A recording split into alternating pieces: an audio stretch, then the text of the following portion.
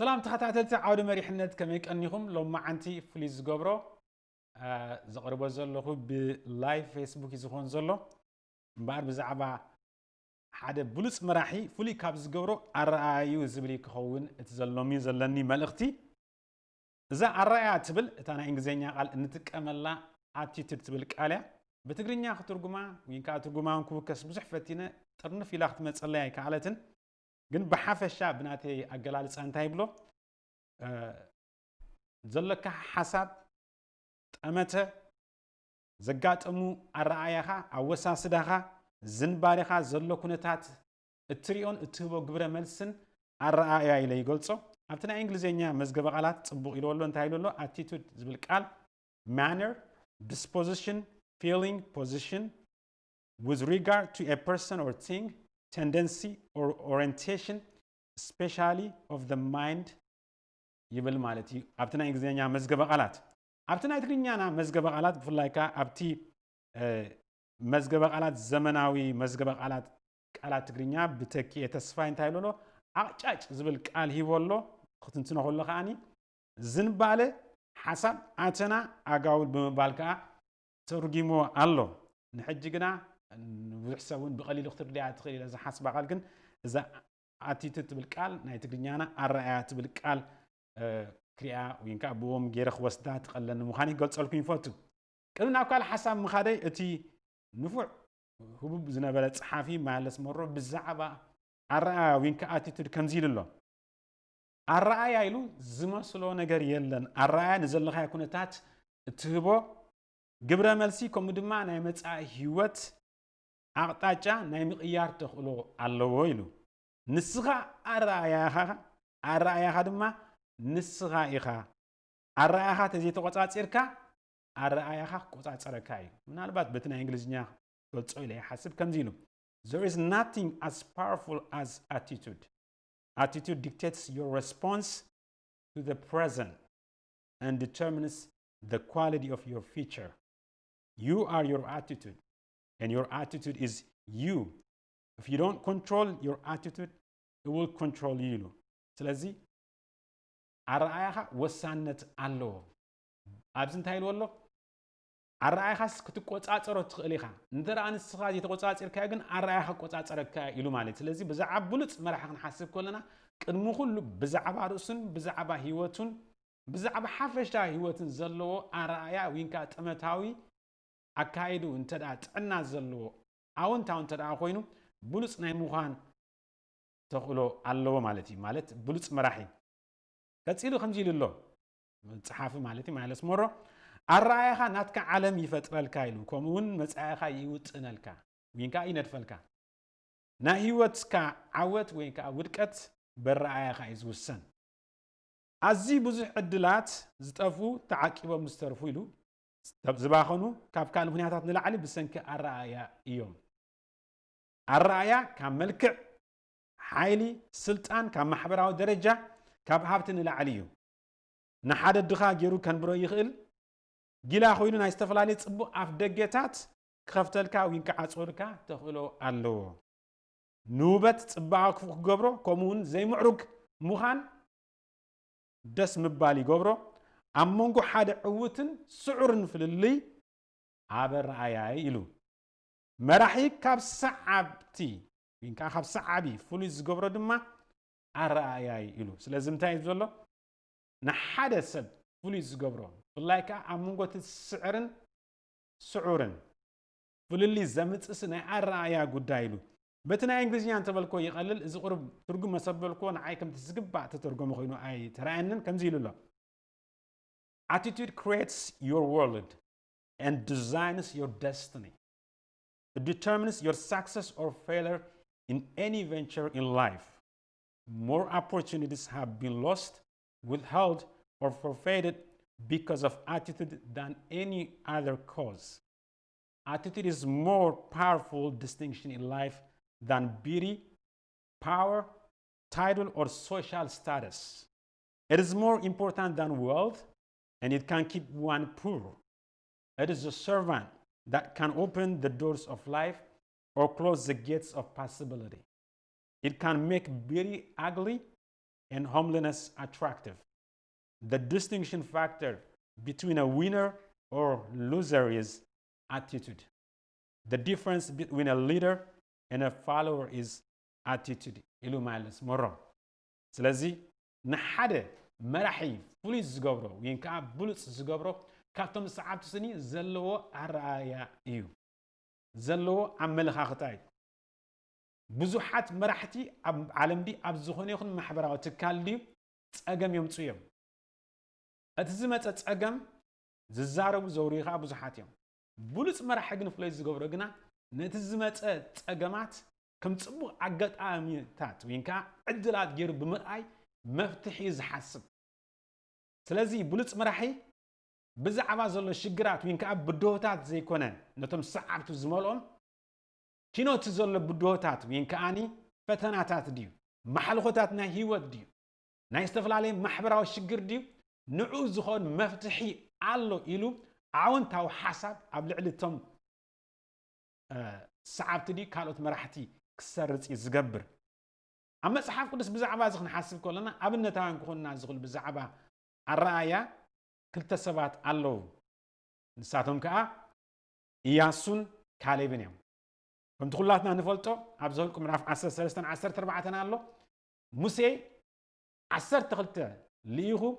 ነታ ምድሪ ከነዓን ክስልዩ ኣብ ሰደደሎም እዋን ኣብ ክልተ ጉጅለ እዮም ተመቒሎም እቶም ክልተ ዘምጽዎ ጸብጻባ ነይሩ እቶም 10 ከዓ ዘምጽዎ ጸብጻብ ከዓ ነይሩ በቶም 10 እስኪ ክንጅምር እንታይ ኢሎም ኣምጽኦም እቲ ሃገር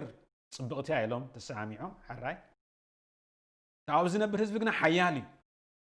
እተን ከተማታት ዝተዓርዳየን ንሕና ዓይንና ከም ኣንበጣ ኮይንና ኣብዒንቶም እሲ ንኣሽቱ ደቅቕቲ ኢና ወል ሓንቲ የብልናን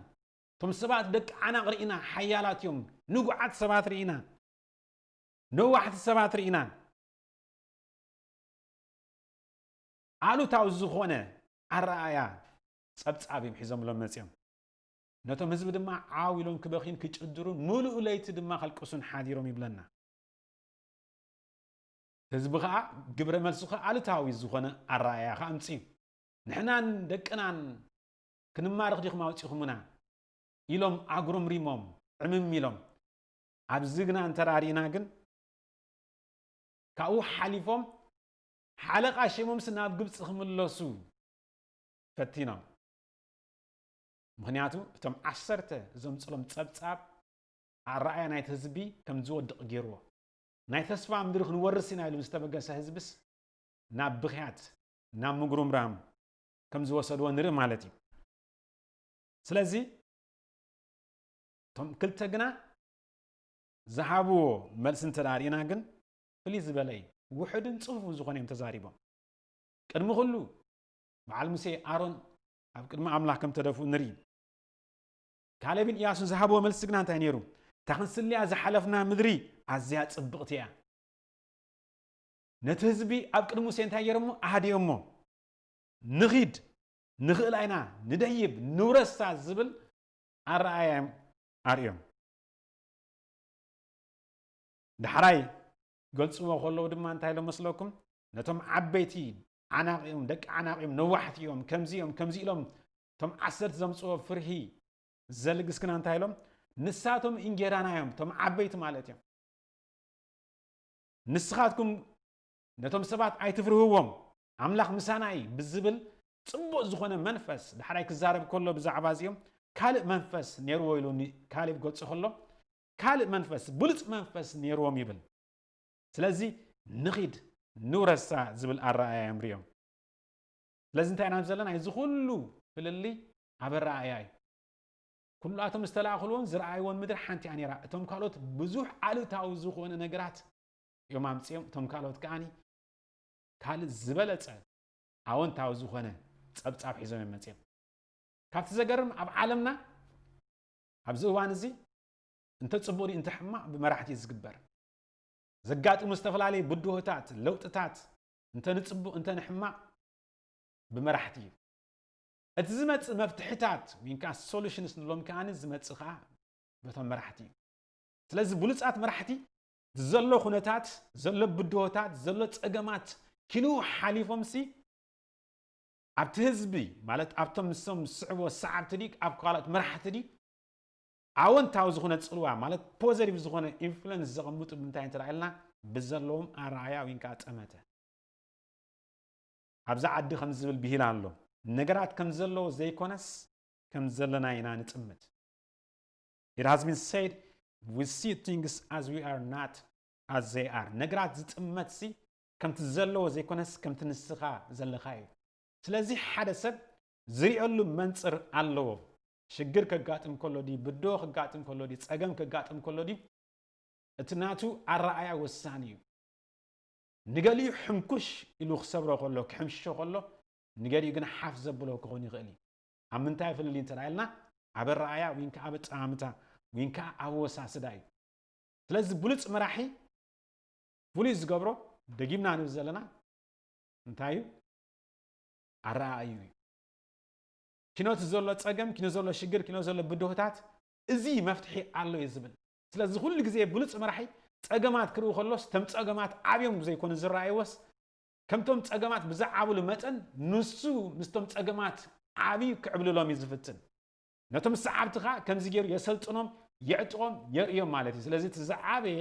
ካልእ ዕዮ ናይ ሓደ ብሉፅ መራሒ ናይ ሰባት ኣተሓሳስባ ምልዋጥ እዩ ወይ ከዓ ናይ ሰባት ኣረኣያ ምልዋጥ እዩ ስለዚ ንሱ ከይተለወጠ ንሱ ዘለዎ ኣረኣያ ብሉፅ ኮይኑ ኣወንታዊ ከይኮነ ከመይ ገይሩ ነቶም ካልኦት ብኣወንታዊ ክርእዩ ዝገብሮም ዘይካል ወይ ከዓ ዘይሕሰብ እዩ ስለዚ ከምዚ ኢልና እምበኣር ብሉፅ መራሒ ኣረኣይ ብቐፃሊ ዝምርምር ማለት ብዛዕባ ርእሱ ድዩ ብዛዕባ ሰዓብቱ ድዩ ብዛዕባ ካልኦት መራሕቲ ወይ ከዓ ካልኦት መራሕቲ ክኾኑ ተኽእሎ ዘለዎም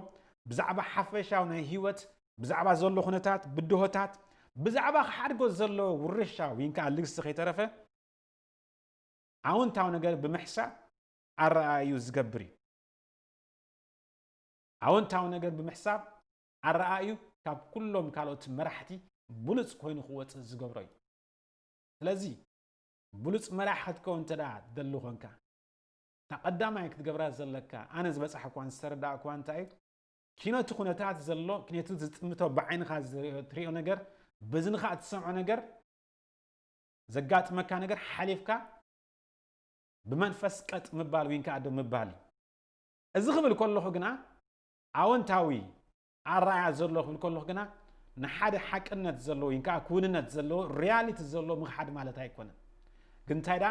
ዘሎ ብድሆታት ዘሎ ፀገማት ዘሎ ሽግርሲ ፈትሒካስ ኪኖ ዝኽየድ ይከኣል እዩ ኢሉ ዘበራትዕ ንሰባት ድማ ነቲ ዘለዎም ዝብድሆም ነገራት ዘቃልስ ዳ እምበር በቲ ዝኣጋጢሙ ዘሎ ነገራት ተዳሂሉስ ነቶም ካልኦት ዝድህል ብሉፅ መራሒ ኣይኮነን ብሉፅ መራሒ ግና ተፃዊሩ ኪኖ እዚ ራእይ ኣሎኒ ዕላማ ኣሎኒ ክበፅሖ ዘለኒ ሽቶ ኣሎ ኢሉ ብሉፅ ዝኾነ ኣረኣያ ፍልይ ዝበለ ኣረኣያ ሃልይዎ ንመራሕቲ ካልኦት ፅቡቕ ፅልዋ ዝፈጥር ንኻልኦት ከዓኒ ሰዓብቲ ከዓ ከምኡ ዓይነት ኣረኣያ ንኸፅር እዩ